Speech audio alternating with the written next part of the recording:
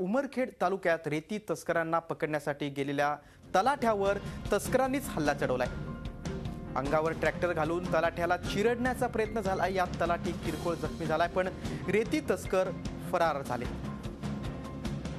आणि या महत्त्वाच्या बातमी संदर्भात अधिक माहिती जाणून घेऊया आपण। आमचे प्रतिनिधी श्रीकांत राऊत आपल्यासोबत आहेत। श्रीकांत, पूर्ण राज्यभरातच रेती तस्करांचा धुमाकूळ सुरूच आहे। किती कडक कायदे केले तरी रेती तस्कर, वाळू तस्कर हे बाधायला तयार नाहीत। यवतमाळमध्ये सुद्धा उमरखेड तालुक्यात पैनगंगा नदी वाहते आणि या पैनगंगा नदीच्या अनेक पात्रांमधून रेतीची अवैध तस्करी सुरू आहे।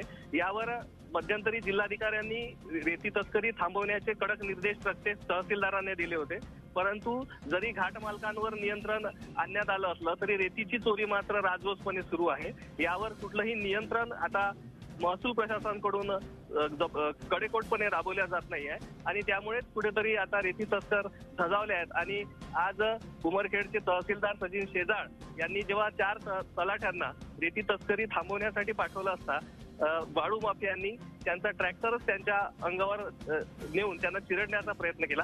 यामध्ये कानडे नावाचा एक तलाठी किरकोळ जखमी झालाय। प्रसंगावधानाने अन्य 3 तलाठी बाजूला झाल्यामुळे त्यांचे प्राण वाचले, परंतु हा धक्कादायक प्रकार झालेला आहे। आणि राज्यमंत्री जे महसूल विभागाचे राज्यमंत्री आहेत संजय राठोड यांच्या गृह जिल्ह्यातच वाळू माफियांनी हा जो धुमाकूळ घातलेला आहे त्यामुळे मात्र खळबळ उडाली आहे। श्रीकांत, नक्कीच चिंतेची बाब आहे। प्रशासनानं कडक कारवाई करून वाळू माफियांना अटक केली पाहिजे, त्यांच्यावर कडक कारवाई केली पाहिजे, तरच या वाळू माफियांना त्याची जरब बसेल। तू दिलेल्या माहितीबद्दल धन्यवाद। झी 24 तास रहा एक पाऊल पुढे।